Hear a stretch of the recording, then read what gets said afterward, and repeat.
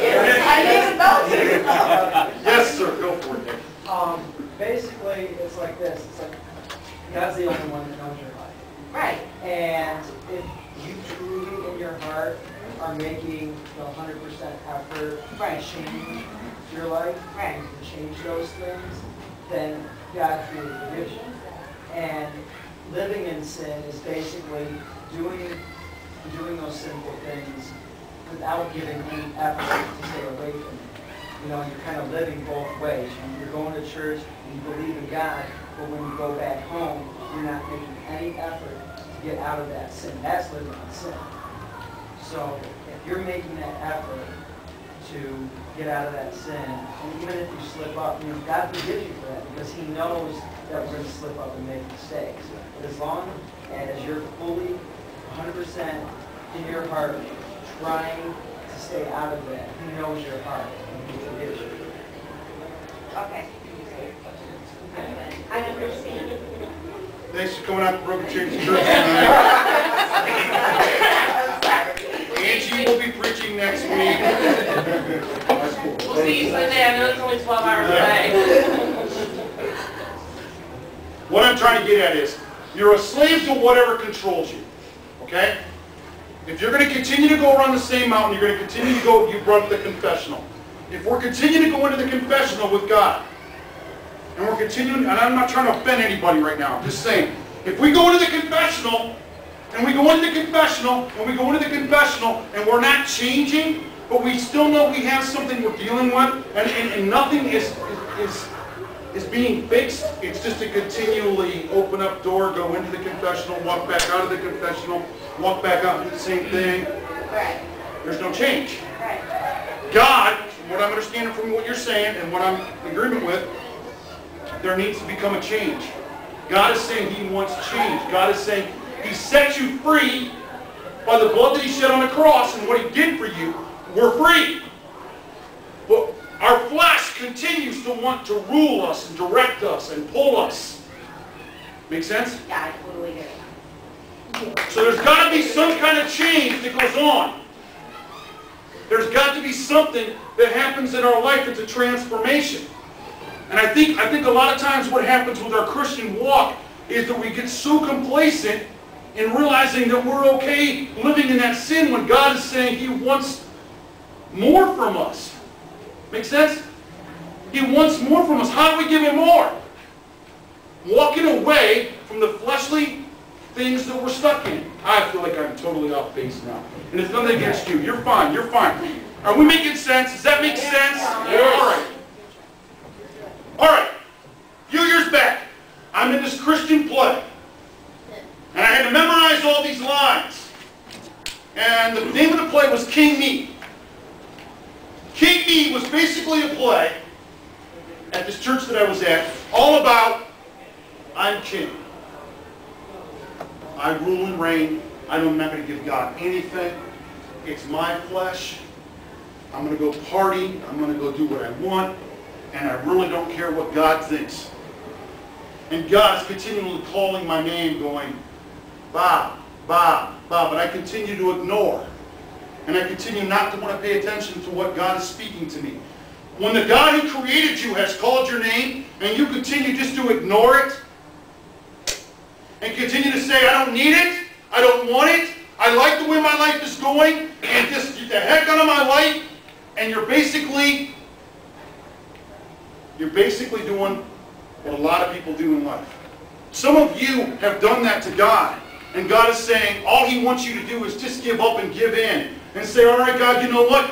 If you're big enough to call me and you know what I am stuck in, and all you want me to do is say, hey, what? What do you want? What do you want me to do? And start walking towards that. You have already beat the flesh. Because you took the first step to God.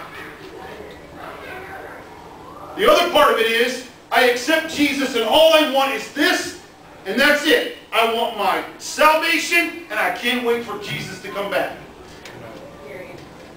That's all I'm going to do. Don't move me. I'm not changing. That's your flesh. Don't talk to me no more. I'm not listening to God. Okay, now, some of you are going, I can't believe you're saying that about God. Most of us have done that.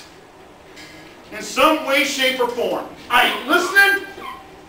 There is no way I'm doing anything for you, Lord God, because it's too stinking hard. And I'm not giving up my fun. And I'm not giving up my recreation. And my flesh enjoys it, so I'm going after it. As soon as I get out of this church tonight, I'm hitting quarters. Or I'm going to go do what I want to do. Or I'm hitting the bar scene. Because that's what I want to do. That's flesh against spirit. That's the battle that most of us struggle with. Go one step further. As a pastor, I'm not praying for nobody tonight. I'm getting up and giving my message. I'm going to convict them, and I'm going to get them up at this altar, and then after they get up here, somebody else is praying. That's my flesh. Have I ever done that? No. But there's a lot of pastors who do. We all struggle with flesh. We all struggle with things in our lives. The way to get rid of it and the way to start going after God is just saying, hey, you know what, God, what do you want? I'm going to screw up. I'm going to mess up. I'm going to mess up probably tomorrow. But you know what? Today I'm going to start on a path, on a journey. And I'm going to say, my flesh isn't winning today. Amen. Then I'm going to start the next day. My flesh isn't winning today. Then I'm going to get up the next day and I'm going to say, my stinking flesh isn't winning today. Then I'm going to get up the next day and I'm going to say, my flesh isn't winning today. Then I'm going to get up the next day and my flesh is not going to win. That's what Christianity is. And some of you have got to realize that that's what Christianity is. It's hard. It stinks. It's very tough. But if you could just put one foot in front of the other, I'm Mr. Heat Miser, I'm Mr. whatever. You know, going to put one foot in front of the other. Wow. If we could just do that. But seriously, Brett, isn't that what it's about? I'm not submitting to my flesh no more. Because Jesus died for this flesh. I'm not submitting to what I want anymore. Because Jesus died for my sin. I'm not submitting to the pleasures that it might bring me because Jesus died for my sin. I am tired of going after what used to make me feel good. I am tired of going after the fleshly things that used to make me happy. Sin is fun. Not a lot of pastors are going to tell you that. Sin is fun. I had a great time sinning, and I had a great time partying, and I had a great time while I was there. And I had a great time putting Coke up my nose, and I had a great time drinking beer until I couldn't drink beer anymore. But it got to a point where I was done with it. And I said, this isn't fun anymore. There's got to be more. And I said, no more flesh. I'm not submitting to you. I'm not putting no more alcohol in my body. I'm not doing it no more. It was a conscious effort. Flesh is going to die. Spirit is going to win. Flesh is going to die. Spirit is going to win.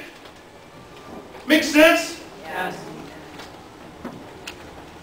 Old Bob, new Bob.